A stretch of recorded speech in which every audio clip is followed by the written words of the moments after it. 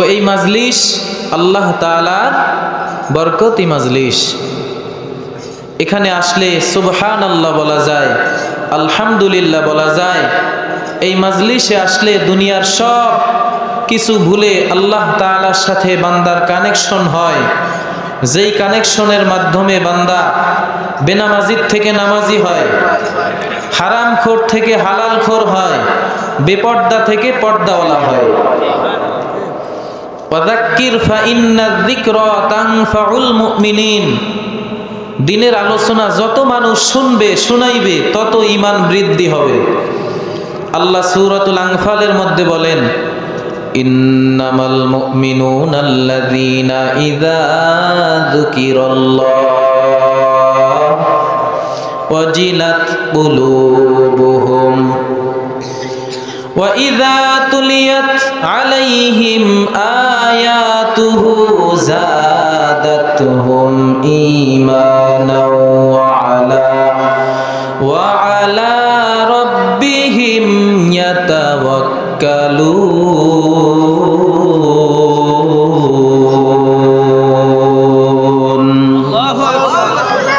আল্লাহ তাআলা বলেন, যখন মুমিন বান্দার সামনে আমি আল্লাহ পাক রব্বুল আলামিনের কথা স্মরণ করা হয়, তখন বান্দা বান্দির কলবের মধ্যে একটা জালজালা শুরু হইয়া যায়। যখন তাদের সামনে আমার কুরআনুল কারীমের আয়াতের তেলাওয়াত করা হয়, তখন তাদের ঈমান বৃদ্ধি হয়। এজন্য দ্বীনি মাজলিসে আসলে ঈমানের ব্যাটারি চার্জ হয়। এই ঈমান নষ্ট হয় রাস্তাঘাটে, ঈমানের ব্যাটারি নষ্ট হয় রাস্তাঘাটে, দোকানপাটে। এই ঈমানের ব্যাটারি চার্জ করানোর জন্যই আজকে এই মাহফিলের আয়োজন করা হয়েছে, ঠিক কিনা বলেন? এখানে আসলে সুবহানাল্লাহ বললে কত ফায়দা হয়। নবী করিম সাল্লাল্লাহু আলাইহি ওয়াসাল্লাম তার চাচাতো বোন উম্মে হানি রাদিয়াল্লাহু তাআলা আনহার ঘরের মধ্যে ঢুকছেন। সঙ্গে সঙ্গে তার চাচাতো বোন তাকে বলতেছেন, ইয়া রাসূলুল্লাহ, ইয়া হাবিবাল্লাহ,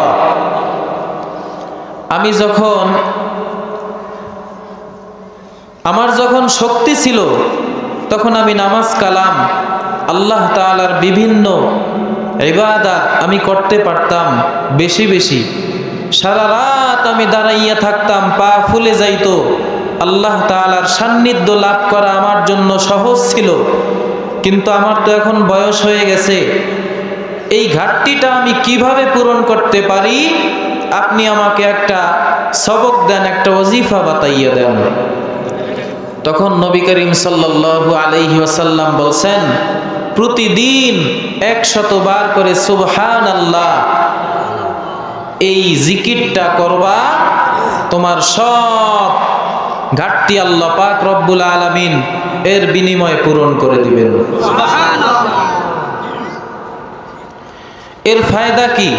বলে 100 বার যদি কেউ সুবহানাল্লাহর আওয়াজ দেয়, তাহলে ইসমাইল আলাইহিস সালাতু ওয়াস সালামের বংশের 100 গোলাম আজাদ করলে যেই পরিমাণ সওয়াব হইতো, সেই পরিমাণ সওয়াব আল্লাহ পাক আমলনামায় জমা করে দিবেন। সুবহানাল্লাহ।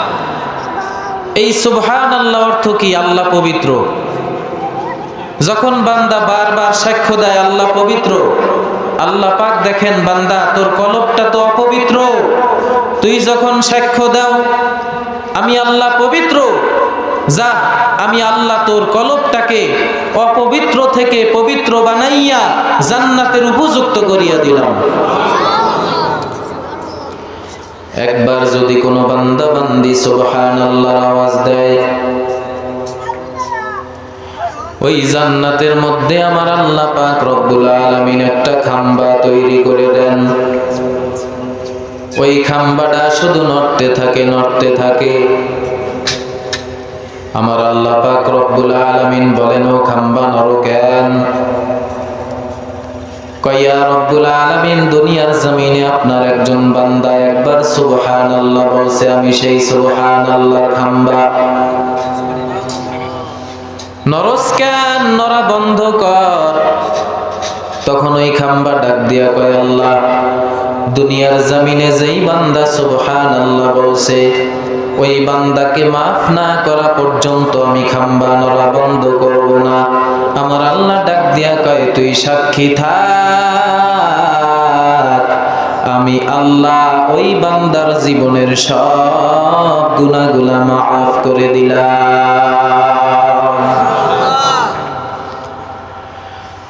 মায়ার নবী হাদিসের মধ্যে বলেন, যখন জান্নাতীদেরকে জান্নাতের মধ্যে ঢুকানো হবে, তখন একজন জান্নাতি তার জান্নাতের মধ্যে আরাম করতে থাকবে।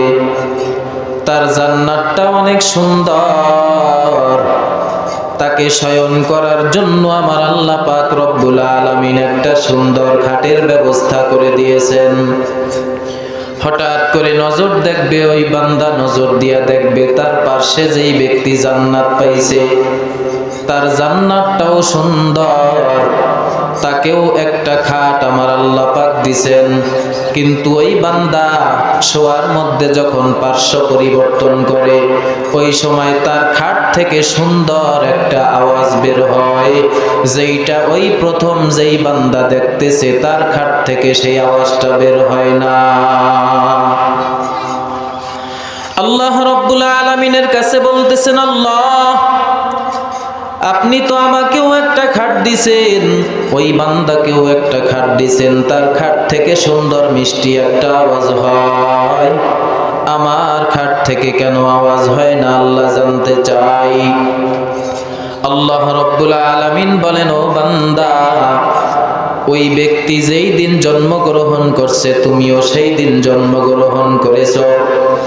ওই বান্দাও ইসলাম ধর্মে ছিল, তুমিও ইসলাম ধর্মে ছিলা। ওই বান্দা যেই কয়েকত নামাজ পড়েছে তোমারও সেই কয়েকত নামাজ, কোনো বেশ কম নাই।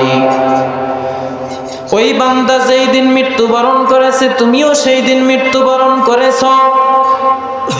তবে ব্যবধান হলো রে বান্দা, ওই বান্দা তোমার চাইতে একবার সুবহানাল্লাহ বেশি বলেছেন। এই জন্য আমি আল্লাহ ওই বান্দাকে অতিরিক্ত এই নিয়ামত দান করেছি।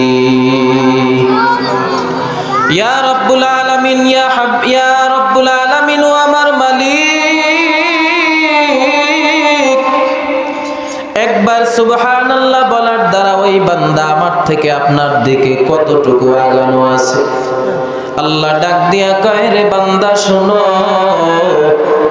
আমার হাবিবের মাধ্যমে আমি বলে দিয়েছি, সুবহানাল্লাহি ওয়াল হামদুলিল্লাহ তামলানি আও তামলাউ বাইনাস সামাই ওয়াল আরদ। আল্লাহর নবী বলেন, কোন বান্দা বান্দি যদি একবার সুবহানাল্লাহ, একবার আলহামদুলিল্লাহ বলে, ওর নেক আমার আল্লাহ মিজানের পাল্লায় ওজন দিবেন। একবার যদি কোনো বান্দা বান্দি সুবহানাল্লাহ বলে, আলহামদুলিল্লাহ বলে, এর সওয়াব আমার আল্লাহ বাড়াইতে বাড়াইতে আসমান জমিনের ফাঁকা জায়গাগুলো পূরণ করে দেয়। জমিন থেকে প্রথম আসমান 500 বছরের রাস্তা। আমার আল্লাহ ডাক দিয়া কয়, বান্দা শোন, ওই বান্দা তোমার থেকে আমার নিকটে 500 বছর রাস্তা আগানো। আল্লাহ আল্লাহ क्या मुबारक नाम है, अल्लाह अल्लाह आशिक